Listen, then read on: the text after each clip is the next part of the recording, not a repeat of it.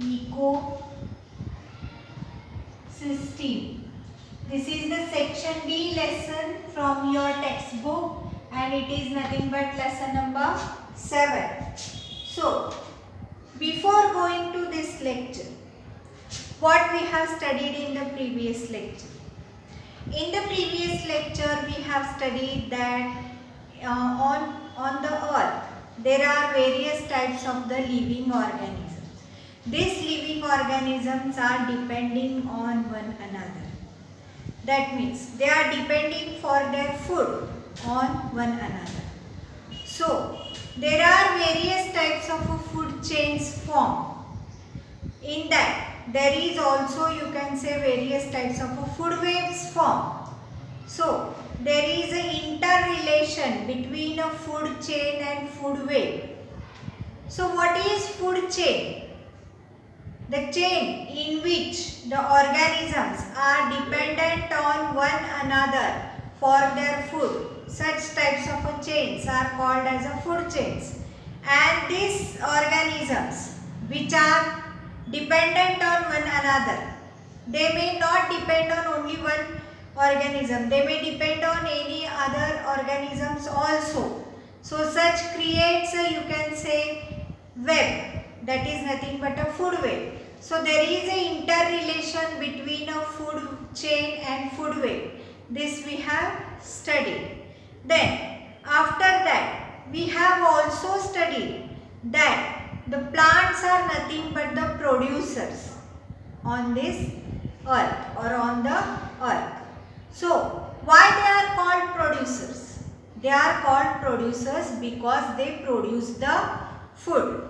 And this food is eaten by the various organisms.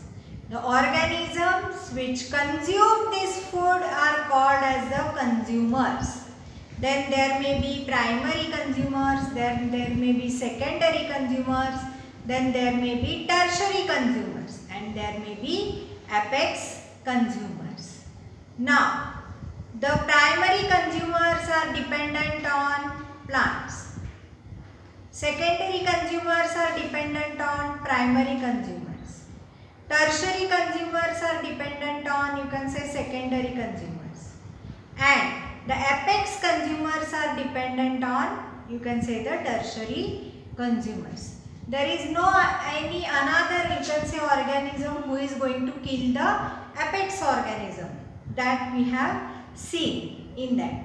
So whenever this chain continues, we have also seen that the energy passes from one organism to the another organism. That means I will explain here one type of a chain, that is nothing but a food chain. Then here the first producer is plant. On the plant the grasshoppers are dependent. On grasshopper the frog is dependent. On frog the snake is dependent. On snake the eagle is dependent. And no one is there to eat or to kill the eagle or kite, you can say.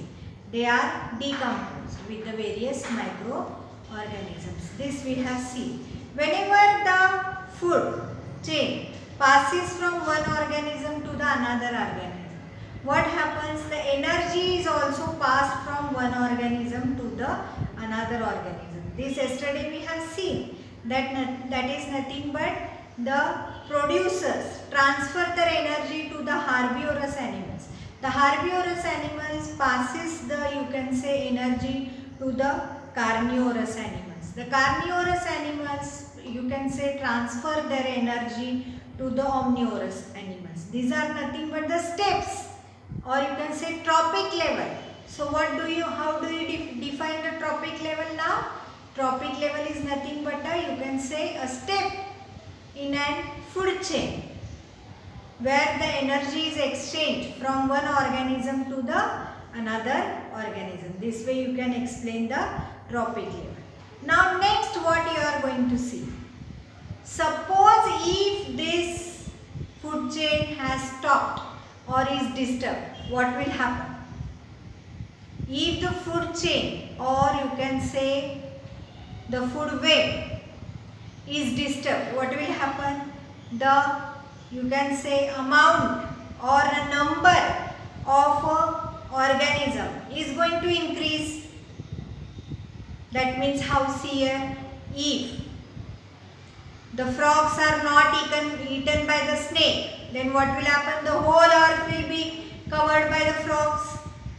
If the snakes are not eaten by the eagles, then what will happen? The whole world will be covered by the snakes. So there is at each tropic level, the one, or you can say in food chain, one organism is dependent on the other organism for their food, and this will level the balance. Level the balance of, you can say, the food chain, or you can say the organisms whichever are present on the earth. Now today what we are going to see here, pyramid of energy. This is nothing but a pyramid of energy which tells you that phytoplankton, then zooplankton, fishes or humans, these are nothing but they are present into the, you can say, pyramid of the energy. The phytoplanktons will have, you can say, energy 10,000. They will have the energy 10,000. Then zooplanktons will have the energy 1000 kilocalories. Then fishes will have 100 kilocalories. Then human beings, they will have 10 kilocalories. Now whenever you see this pyramid, you see that the energy level goes on decreasing. Goes on decreasing up till it comes to the humans. So what is that? What this figure actually tells us, that we are going to see. See here, this figure shows energy transfer that takes place to each trophic level. Now, there is each trophic level into the food chain that we have seen. Now, this trophic level, what happens? There is an energy transfer at each and every trophic level. There are different levels of the energy exchange in the food chain. There are different levels of energy exchange into the food chain. That means there will be energy exchange into the food chain. Then see next one here. The initial quantity of energy goes on decreasing. We have seen here the initial level. So which is initial level? That is nothing but 10,000 kilocalories, where the phytoplanktons are belonging. This energy, when it goes to next trophic level, it is decreased. So what happens here? Similarly, number of organisms also decreases from lowest level to highest level. That means from here also the organisms are going to be decreased. That means number of phytoplanktons are more. From this the zooplanktons will be less. From this the fishes will be less. From this the number of humans will be less. So this pattern of energy exchange in an ecosystem is called as a pyramid of energy. Now after the death of the apex consumer, you know that apex consumer, no one is going to kill or no one is going to hunt that animal. So what happens about the apex consumer? After the death of the apex consumer, their energy becomes available to the decomposers. Now who are the decomposers? Who decompose the organisms? If the organism is not hunted by any other organism, it decomposes after the death. And after the death, what happens? The decomposition process starts. Whenever the decomposition process starts, the decomposers, you can say, play their important role. Fungi and other organisms decompose the bodies of the dead animals. So see, fungi and you can say other organisms decompose on the bodies of the dead animals. They are called as the decomposers. As they depend upon the dead organisms, we call them as the decomposers. That means they do the decomposition process.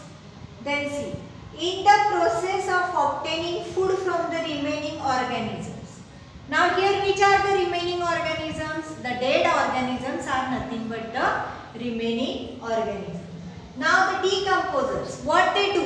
They actually decompose the dead material. Means what they are doing?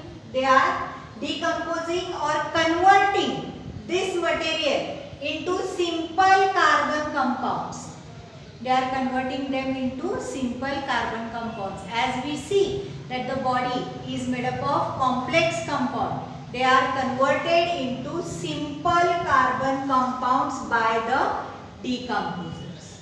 Then see, these substances easily mix with the air as they become a simple compound. Now they are available for, you can see, each and everything. Here these substances easily mixes with the air, or you can say water or soil again.